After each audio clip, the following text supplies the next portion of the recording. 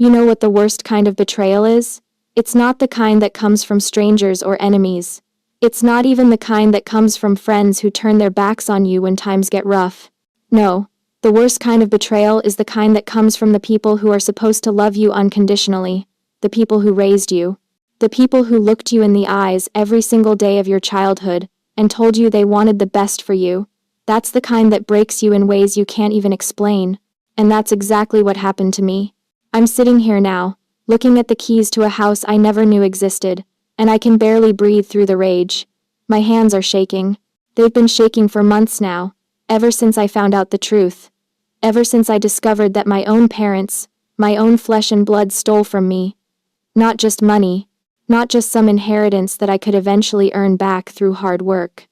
They stole my grandmother's last gift to me. They stole her dying wish. They looked me in my face for years, while living off what was supposed to be mine, and they smiled while they did it. But I'm getting ahead of myself. Let me start from the beginning, because you need to understand how deep this goes. You need to understand what kind of people I'm dealing with here. It was Thanksgiving evening. The kind of evening that's supposed to be warm and full of gratitude, right? The turkey was carved, the wine was flowing, and everyone was gathered around my parents' massive dining table, in their massive house, with their massive everything. My mother was wearing jewelry that probably cost more than I make in 6 months. My father had just finished bragging about their latest vacation to some private island I'd never even heard of. And there I was, sitting at the end of that table, wondering how I was going to make rent next month. That's when my grandmother reached across the table with trembling hands and passed me an envelope. A simple white envelope, nothing fancy, but the way she looked at me when she handed it over. God, I'll never forget that look. Her eyes were watery, filled with something I couldn't quite place at the time. Fear? Sadness? Determination? Maybe all three. She leaned in close, so close I could smell her lavender perfume, and she whispered, "Don't thank me yet, just open it after they leave." Her voice cracked on those last words. After they leave. Like she knew something. Like she was trying to protect me from something even in that moment. I took that envelope and I felt its weight in my hands. It wasn't heavy, just paper, but somehow it felt like it carried the weight of the world. I looked at my grandmother's face, at the lines of age and worry etched deep into her skin, and I nodded. I slipped it into my jacket pocket, without a word. My mother's eyes snapped to me immediately. "What's that?" she asked, her voice sharp, suspicious. That tone she uses when she thinks someone's getting something she's not in control of. "Nothing," Grandma said quickly, too quickly. "Just a recipe I wanted to share. You know how she loves my cooking." My mother's lips pursed, but she didn't push it. Not then. Not with everyone watching. But I saw the look she exchanged with my father. That silent communication that married couples develop over years. That look that said, "We'll deal with this later." I should have known right then that something was wrong. I should have trusted my gut. But I was too focused on just getting through the evening, too focused on pretending that everything was fine, that I wasn't drowning financially while my parents swam in luxury they claimed they'd earned through hard work and smart choices. Smart choices. That's what they always said.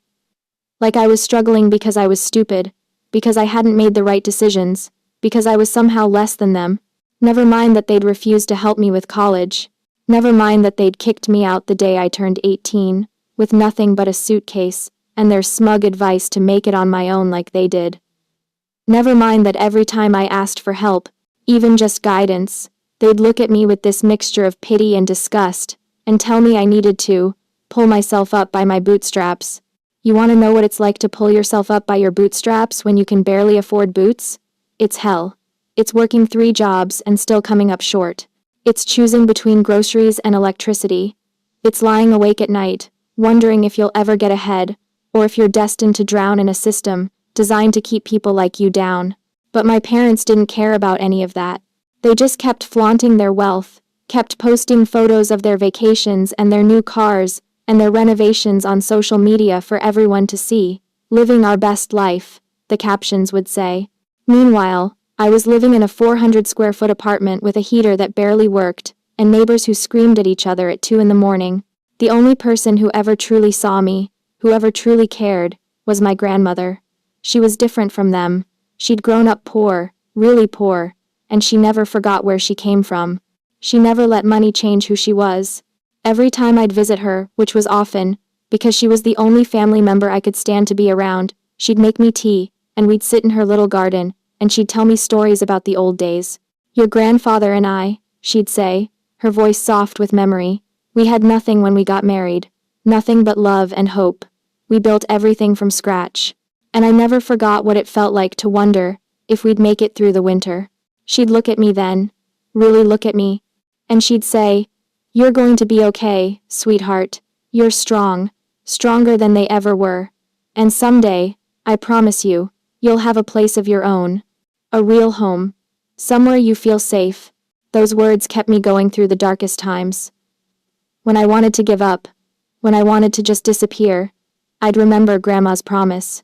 I'd remember that someone believed in me, even if no one else did. But that Thanksgiving night, something felt different. The way she handed me that envelope, the way her hands shook, the urgency in her voice, it all felt like a goodbye. Like she was running out of time to tell me something important. I left their house that night, with the envelope burning a hole in my pocket. I didn't open it right away though. I was too tired, too emotionally drained from pretending to be okay around people who didn't actually care if I lived or died as long as it didn't inconvenience them or ruin their image. I drove back to my apartment, my car, making that horrible grinding sound it had been making for weeks, the sound I couldn't afford to fix, and I just sat in the parking lot for a while. The November air was cold, biting through my thin jacket, but I didn't move. I just stared at that envelope. Finally, I opened it. Inside was a letter, handwritten in my grandmother's shaky cursive. But there was something else too. A photograph. An old photograph of a house. A beautiful house with a wraparound porch and a garden and trees in the yard. On the back, in my grandmother's handwriting, it said, "Yours. Always was. Always will be." My heart started pounding. I unfolded the letter with trembling fingers and began to read. "My dearest," it started. "If you're reading this, it means I've finally found the courage to tell you the truth. 5 years ago, your grandfather and I bought you a house. A real house, in a nice neighborhood, with good schools nearby for when you're ready to start a family someday. We wanted you to have security, to have a foundation that no one could take from you. We put it in your name. Everything was legal and proper. We had lawyers draw up all the documents. We wanted to tell you right away, to see your face when you found out, but your parents convinced us to wait. They said you weren't ready for that kind of responsibility, that you needed to mature first, that they would help you understand when the time was right. We trusted them. God help me, we trusted them. But sweetheart, I've been getting bills, property tax bills, maintenance bills, all for that house. Bills that should be going to you, but they're coming to me, because apparently the mail was redirected. And when I asked your mother about it, she got angry. She told me it was being handled. She told me not to worry about it. But I am worried. I'm worried because I went to the county office last week and I asked to see the deed. And the woman there told me something that made my blood run cold. She said, the property was transferred 3 years ago. Transferred by you, she said. But sweetheart, I know you never signed anything. I know you didn't even know about the house. I don't have all the answers yet. I'm old and I'm tired, and I don't know how to fight this fight anymore. But you need to know the truth. You need to know what was supposed to be yours. And you need to decide what to do about it. I love you. I've always loved you. You are the light in this family, even when they try to dim you. Don't let them win. With all my heart, Grandma." I read that letter 5 times, then 10 times. Then I lost count because my eyes were too blurred with tears and rage to see the words anymore. They stole from me. My own parents stole a house that my grandparents bought for me. They forged my signature, or faked documents, or did whatever the hell they needed to do to steal my property, and then they lied about it. For years, while I struggled and suffered and broke myself trying to survive, they were sitting on a property that was supposed to be mine. Do you understand what that means? Do you understand what a house would have meant to me? I could have had stability. I could have had security. I wouldn't have spent the last 3 years giving half my paycheck to a landlord who doesn't fix anything and doesn't care if I freeze in the winter. I wouldn't have had to choose between food and rent. I wouldn't have had to work myself to exhaustion just to stay afloat. But more than that, more than the practical aspects, it was a gift from people who loved me. It was my grandmother's promise made real. It was supposed to be proof that I mattered to someone, that someone cared enough about my future to invest in it. And my parents took that from me. They stole my security and they stole that love and they just kept going with their lives like it was nothing, like I was nothing. I couldn't sleep that night. I paced my tiny apartment until the sun came up, that letter clutched in my fist, my mind racing with questions, and rage, and disbelief. How did they do it? When did they do it? What did they do with my house? Were they renting it out, selling it, living in it themselves? The anger was so intense I thought I might actually explode. I wanted to call them right then, at 3 in the morning, and scream until my throat bled. I wanted to drive to their perfect house, and bang on their door, and demand answers. I wanted to hurt them the way they'd hurt me. But something stopped me. Maybe it was exhaustion. Maybe it was the small, logical part of my brain that knew confronting them without proof would get me nowhere. They'd just deny it, gaslight me, tell me I was crazy or mistaken or making things up for attention. So instead, I waited until Monday morning. I took a sick day from work which I couldn't afford but didn't care about anymore, and I went to the county property office. The woman at the desk was maybe 50, with reading glasses on a chain and a name tag that said, Barbara. She looked at me with the tired expression of someone who'd been doing this job for too long. I need information about a property, I said, my voice surprisingly steady despite the hurricane raging inside me. Address? She asked. I gave her the address from the photo. My hands were shaking so badly I could barely hold my grandmother's letter. Barbara typed something into her computer, squinted at the screen, typed some more, then her eyebrows went up. Okay, she said slowly. What do you need to know? Who owns it? She looked at me, then at the screen, then back at me. Can I see some ID? I showed her my driver's license. She examined it, checked something on her screen, and her expression shifted to confusion. Well, she said, according to our records, the property was originally deeded to you 5 years ago, but there was a transfer of ownership 3 years ago. The current owners are.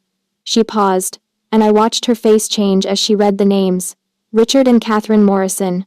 Are those your parents? The world tilted sideways. I gripped the edge of her desk to keep from falling. They told you I transferred it to them? I managed to choke out. That's what the paperwork says.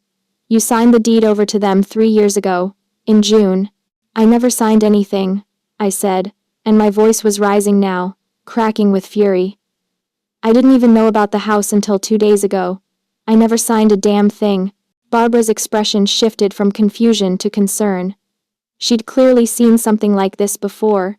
If you're claiming you didn't authorize the transfer, that's a serious legal matter, she said carefully.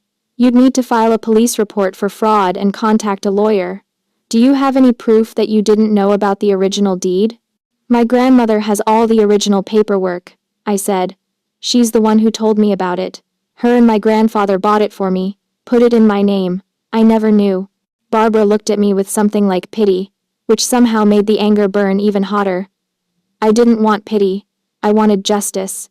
I can print you copies of all the documents we have on file, she offered. The original deed, the transfer documents, everything. That might help if you decide to pursue this legally. Print everything, I said. I want every single piece of paper you have. She did. It took 20 minutes and cost me $30 I didn't have. But I walked out of that office with a manila folder full of evidence. Evidence of the theft. Evidence of the betrayal. I sat in my car in the parking lot, and I went through every page. There it was, the original deed, dated 5 years ago, with my name on it. My grandparents' signatures at the bottom.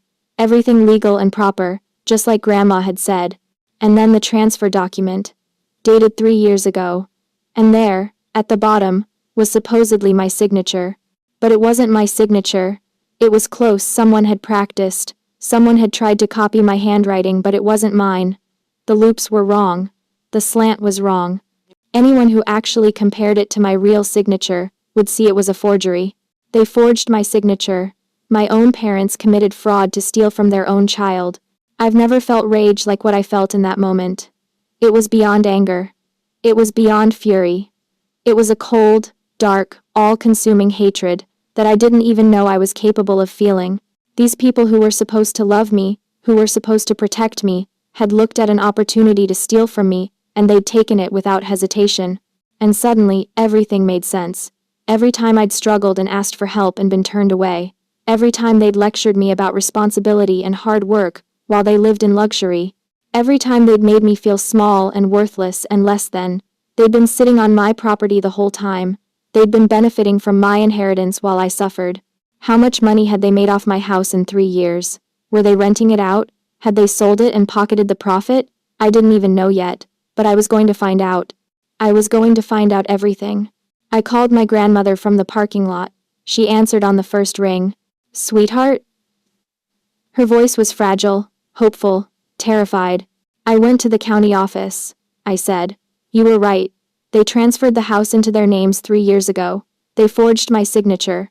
Grandma, they committed fraud." The sound she made on the other end of the line broke my heart. It was a sob, a gasp, a sound of pure anguish. "I was hoping I was wrong," she whispered. "I was praying I was wrong. Oh God, what have they done? Oh, I'm going to fix this," I told her, and I meant it with every fiber of my being. "I'm going to make this right. But I need your help.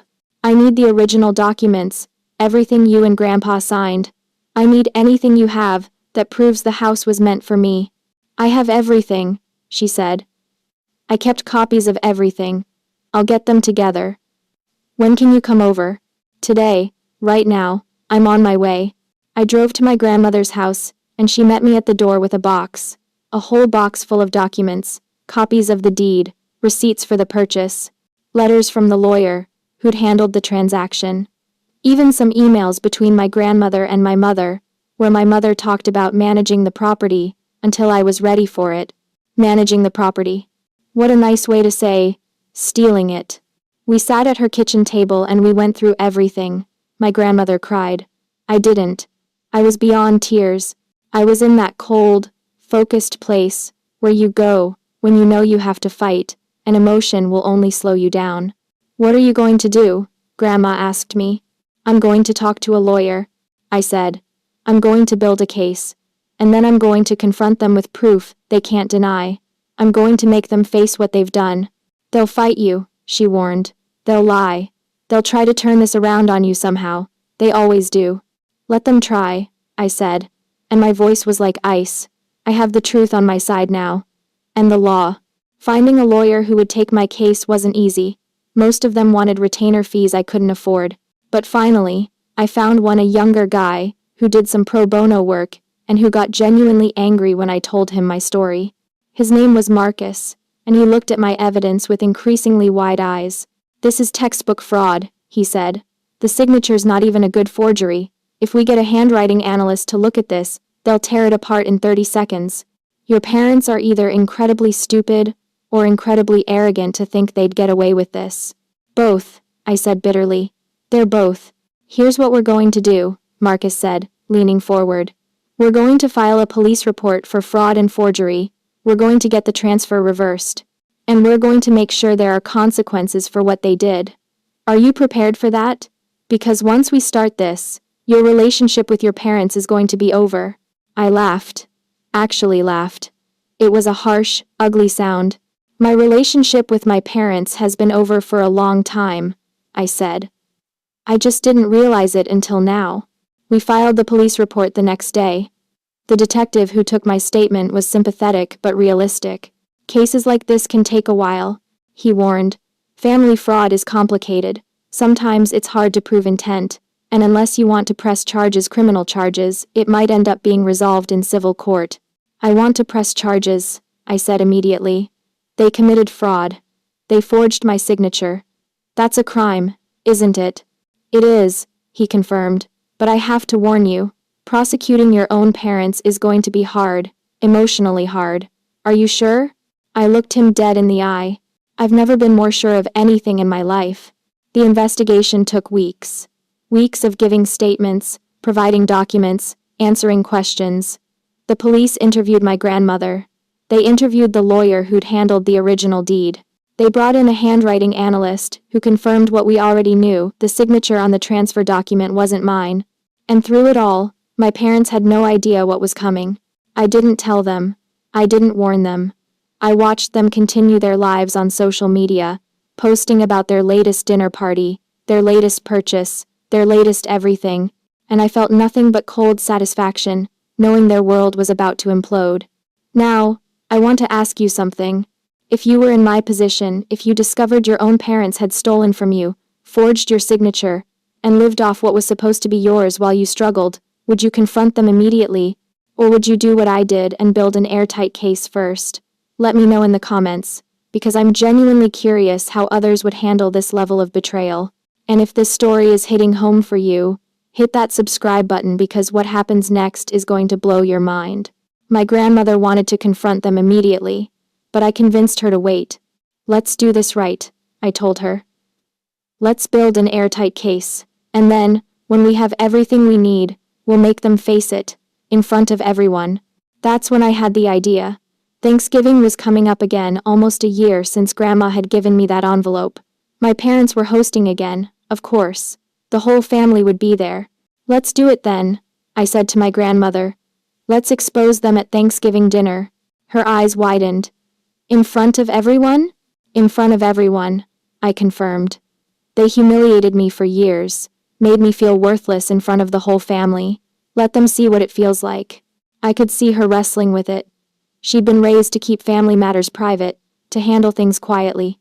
But I could also see the anger in her eyes, the righteous fury of someone who'd been betrayed by her own child. Okay, she finally said. We'll do it, but we do it carefully. We make sure we have everything we need. So we planned. Marcus helped us prepare all the documents. We had copies of everything, the original deed, the forged transfer, the police report, the handwriting analysis, everything organized in a folder that we'd present at just the right moment. The weeks leading up to Thanksgiving were surreal. I went to work, came home, ate, slept, and every minute I wasn't doing those things, I was thinking about what was coming, rehearsing what I'd say, imagining their faces when the truth came out. The anger never went away. If anything, it grew stronger. Every time I paid my rent, every time I worried about money, every time I looked around my cramped apartment, I thought about the house that should have been mine, the security I should have had, the years of stress and struggle that could have been avoided if my parents had just been decent human beings. I lost weight. I wasn't sleeping well. My coworkers asked if I was okay, and I lied and said I was fine. How could I explain what I was going through? How could I tell them that I was planning to destroy my parents' reputation in front of our entire family? But my grandmother, she understood. We talked every day during those weeks. Sometimes about the plan, sometimes about nothing at all. She told me more stories about her life, about my grandfather, about the values they'd tried to instill in their children. I don't know where I went wrong with your mother, she said one day, her voice heavy with sadness. I tried to teach her compassion, generosity, honesty, but somewhere along the way, she became someone I don't recognize, someone who cares more about money than family. It's not your fault, Grandma, I told her. People make their own choices. She chose this. Still, she said softly, she's my daughter. Part of me still hopes she'll realize what she's done and make it right. She won't, I said with certainty. People like her never do. That's why we have to do this. Finally, Thanksgiving arrived. I woke up that morning with my stomach in knots, my heart pounding. This was it. Today was the day. I dressed carefully. Nothing too fancy. I didn't want to draw attention before the right moment. I drove to my parents' house, with the folder of evidence on my passenger seat. My grandmother was bringing her own copies, just in case. When I walked in, everything was exactly as it had been the year before. The same expensive decorations, the same show of wealth, the same fake warmth from my mother, as she air-kissed my cheek. Darling, so glad you could make it, she said, like she'd been worried I wouldn't come, like she actually cared. My father was in the living room, already drinking scotch, and talking loudly about the stock market with my uncle. He gave me a brief nod when I entered, barely acknowledging my existence. Same as always. Other family members trickled in. Aunts, uncles, cousins, everyone commenting on how beautiful the house was, how successful my parents were, how blessed we all were to be together. And through it all, I smiled. I made small talk. I pretended everything was normal, but inside, I was counting down the minutes. My grandmother arrived with my grandfather's brother, Uncle Joe, who'd offered to drive her. She caught my eye across the room and gave me the smallest nod. She had everything. We were ready. Dinner was the usual elaborate affair. Turkey, stuffing, 3 kinds of potatoes, vegetables I couldn't even name. My mother preened at the head of the table, accepting compliments on the meal, even though I knew for a fact she'd had it catered. The conversation flowed around me. I barely tasted the food. I was too focused on waiting for the right moment. It came during dessert. My father stood up with his wine glass, preparing to make a toast like he did every year. Some pompous speech about family and gratitude and success. That's when my grandmother stood up too. "Before you start, Richard," she said, her voice quiet but firm, "I have something to say." My father looked annoyed at the interruption, but he sat down. "Of course, mother. Go ahead." My grandmother looked around the table, making eye contact with each person there. Then she looked at me. "A year ago," she began, "I gave my granddaughter an envelope. Inside was a letter telling her about a gift her grandfather and I had given her 5 years before. A house. A home of her own. Bought and paid for. Deeded in her name." The room went very quiet.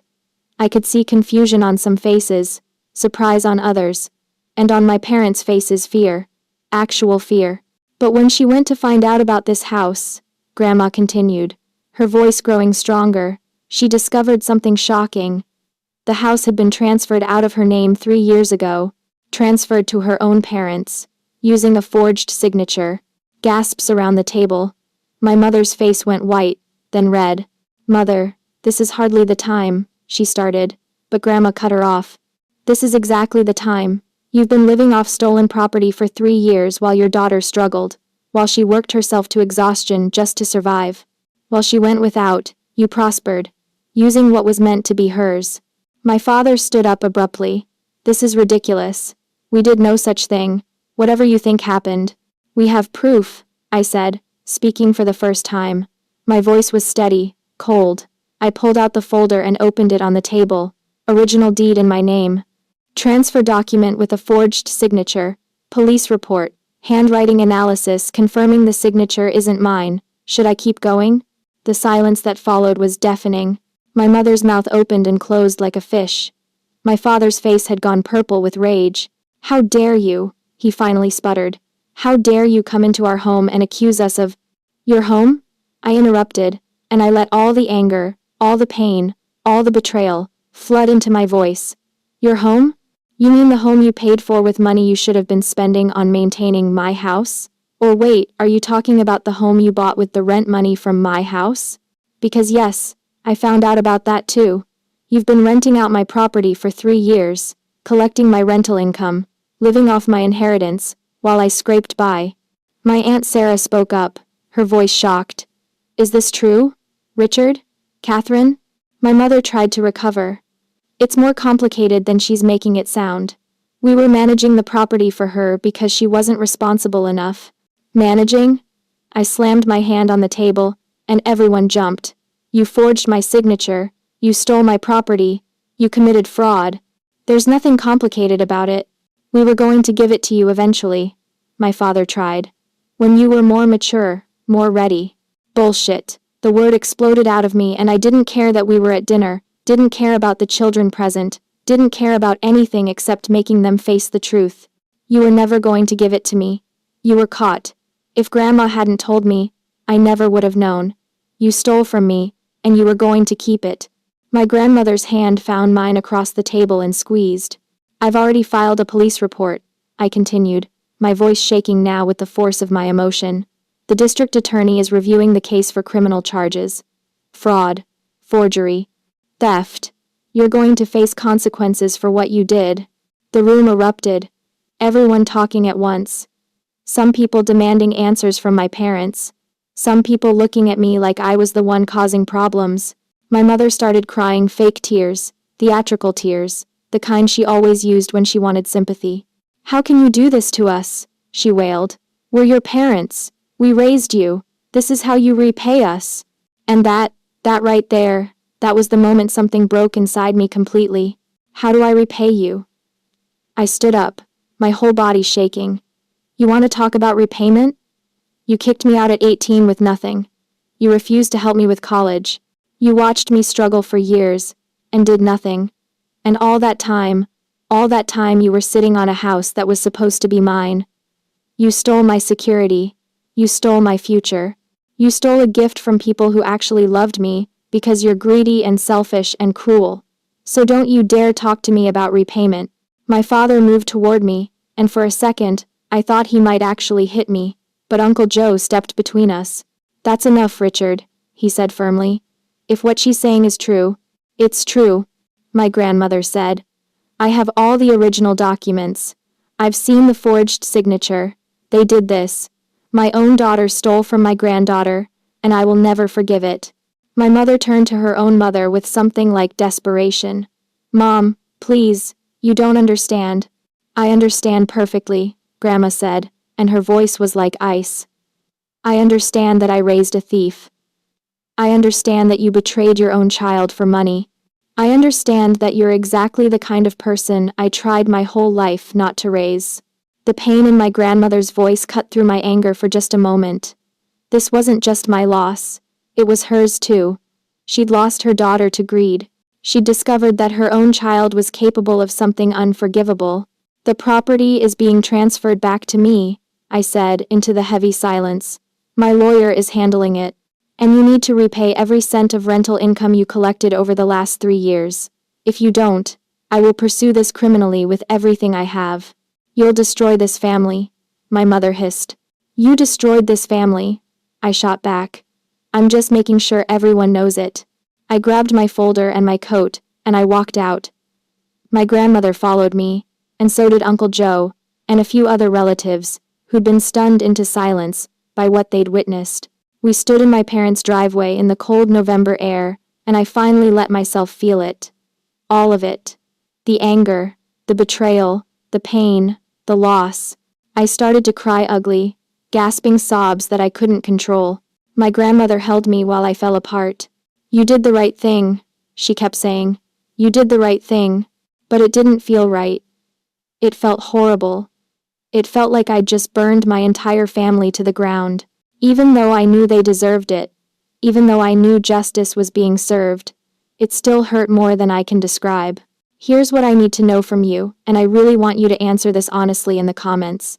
When family wrongs you this deeply, do you believe in giving them a chance to make it right privately, or do you think public accountability is the only way to get real justice? Because I chose public exposure, and I still don't know if that makes me strong or vindictive. Tell me what you think, and make sure you're subscribed, because the aftermath of this confrontation gets even more intense. In the weeks that followed, the legal process moved forward. My parents tried to fight it at first, hired an expensive lawyer, threatened countersuits, but the evidence was overwhelming. The police recommended criminal charges. The DA agreed to prosecute if my parents didn't cooperate with the property transfer and restitution. Faced with the possibility of actual jail time, they finally caved. The house was transferred back into my name.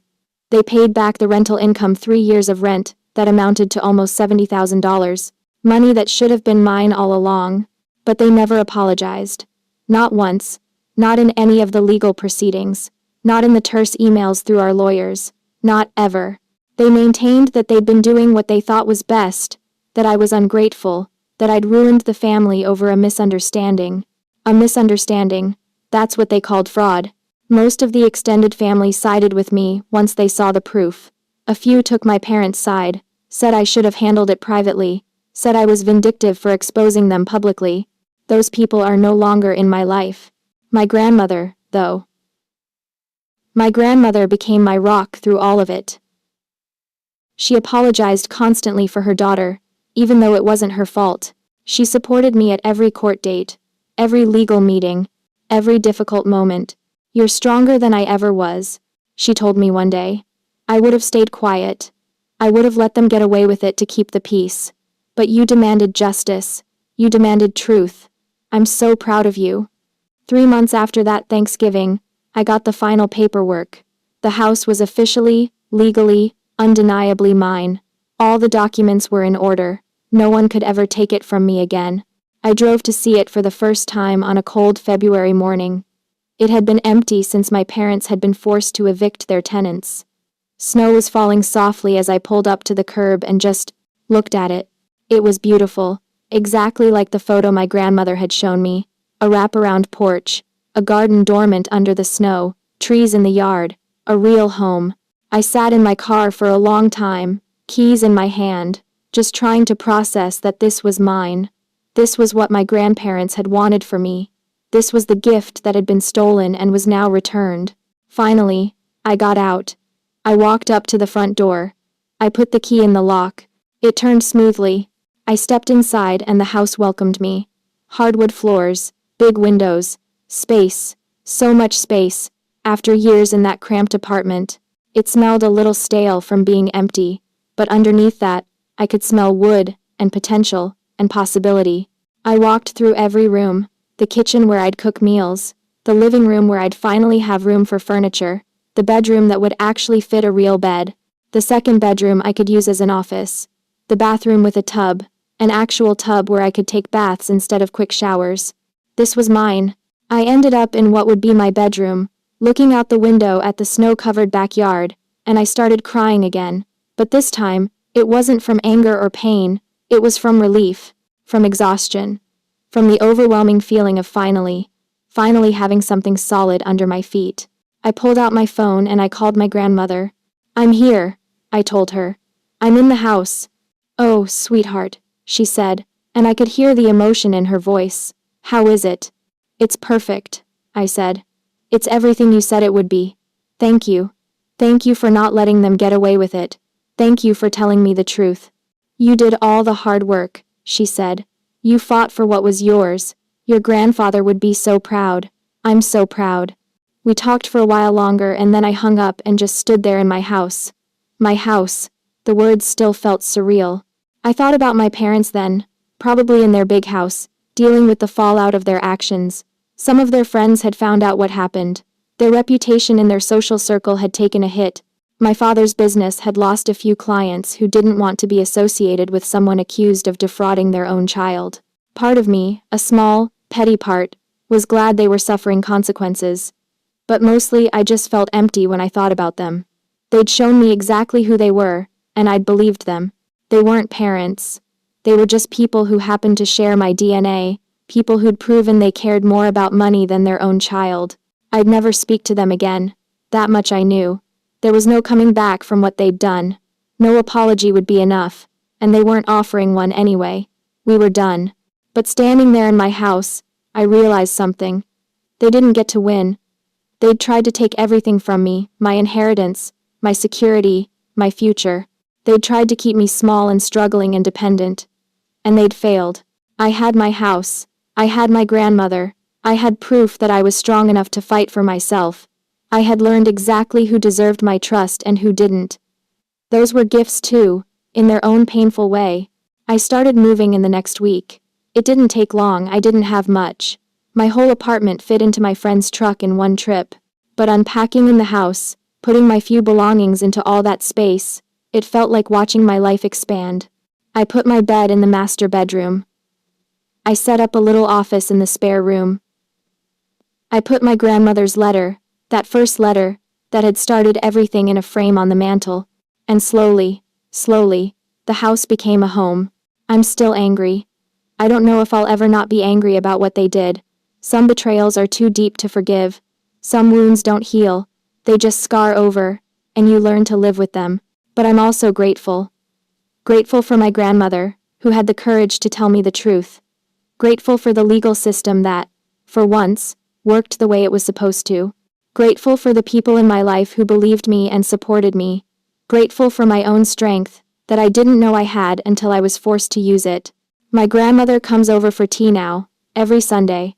We sit in my kitchen, and we talk about everything and nothing. She tells me stories about my grandfather. She helps me plan the garden for spring. She's teaching me to be the kind of person she is: strong, loving, principled. "You know," she said last Sunday, looking around my kitchen with satisfaction, "your grandfather and I bought this house because we wanted you to always have a place to come home to. A place where you'd be safe, and loved, and free.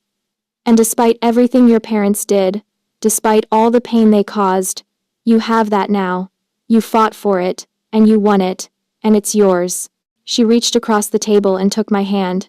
I'm sorry you had to fight your own parents for what should have been freely given, she continued. I'm sorry for the pain this caused you. But I'm not sorry. You know the truth now. Truth is important. Justice is important. You stood up for yourself, when it would have been easier to stay quiet. That takes courage. You gave me that courage, I told her. When you handed me that envelope, when you told me the truth, even though it hurt, even though it meant exposing your own daughter as a thief, that was the bravest thing I've ever seen. You showed me that love means telling the truth, even when it's hard.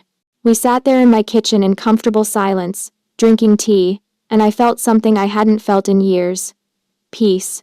Not complete peace, the anger and hurt were still there, still would be for a long time. But underneath it, finally, peace. This is my house, my home. No one can take it from me. I earned it twice, once through my grandparents' love, and once through my own fight for justice. And every time I put my key in that lock, every time I walk through that door, I remember what my grandmother said in her letter. I remember her promise. You are the light in this family. Even when they try to dim you, don't let them win. I didn't let them win. And that, even with all the pain, even with all the anger, even with the family that's permanently broken, that makes it worth it. This is my home, and I'm finally safe. If my story resonated with you, if you've ever had to fight for what was rightfully yours, or if you've ever had someone believe in you when no one else did, I'd love for you to subscribe and join this community. Next week, I'm sharing another true story about the moment I realized that sometimes the family you choose is stronger than the family you're born into. You won't want to miss it. Thank you for listening, for understanding, and for being here.